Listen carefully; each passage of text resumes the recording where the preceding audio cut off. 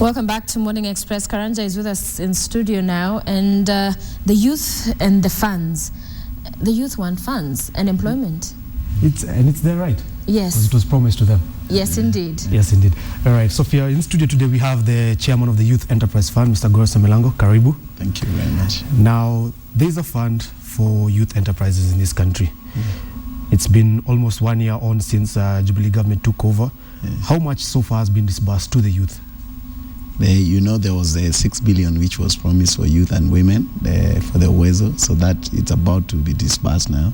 But so far, the Youth Enterprise Development Fund has disbursed about 8.5 billion to youth enterprises.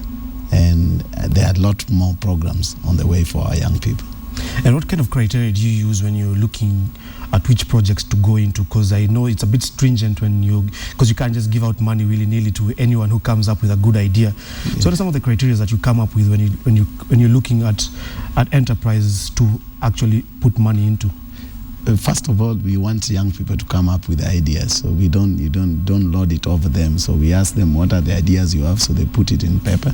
And sometimes we've made it very simple. We have a form which they fill, and then they're able to access the money. And of course, the age bracket is 18 to 35, as stipulated by the Constitution. Yeah, but what are some of the areas that you look at? Because I saw you recently loaded something like films, you floated film, agribusiness.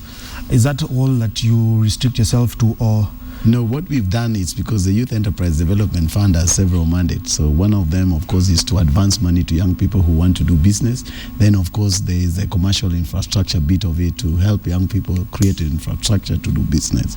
So the other one is, of course, ensuring that we get employment opportunities for young people.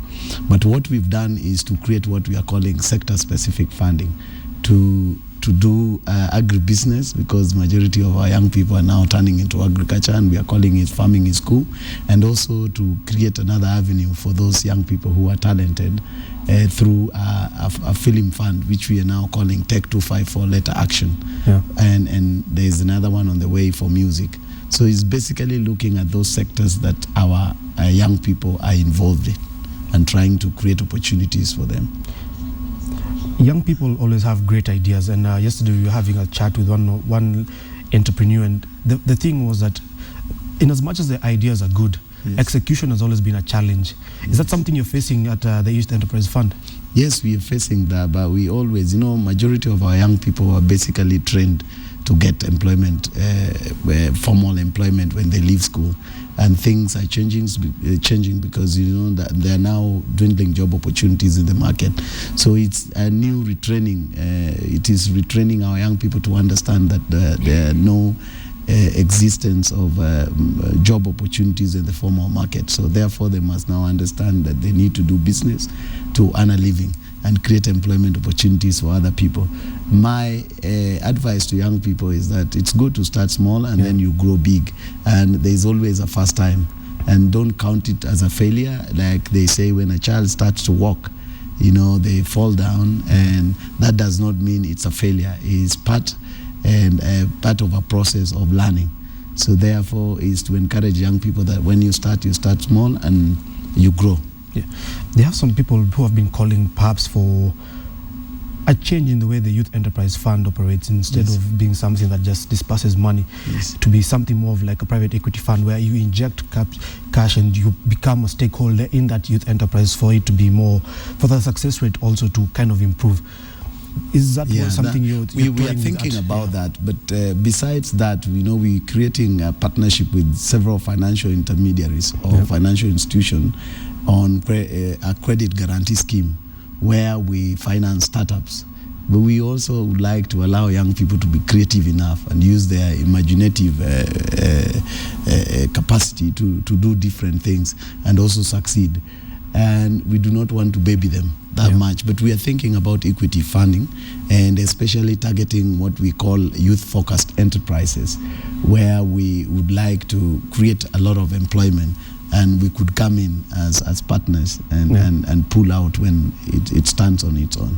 So that is something we are thinking about. The youth are obviously a very vital cog to Kenya's future. Yes. But of late, we've seen that it's very easy for them when they're not engaged in something for them to be easily manipulated. That's why crime has always been linked to kind of those people who necessarily don't have something to keep them engaged on a day-to-day basis. As the Youth Enterprise Fund, don't you look at this and with a worrying face in like, how can we engage the youth more and keep them busy, occupied? I'm not worried because I know I've read the statistics, I've seen the statistics, but I'm happy because the Jubilee government has put in place, several mechanisms and measures and policies to ensure that we address youth unemployment in the country. I understand what you're talking about radicalization of our youth for purposes of committing crime in our country and beyond. And what we are doing about it is to just allow them to take advantage of those employment opportunities which we are creating outside the country and our youth employment scheme abroad. And we also have, the government has put in place the 30% procurement preferential treatment for our youth and women. And what we are doing is to allow those young people or all the young people who want to do something for themselves.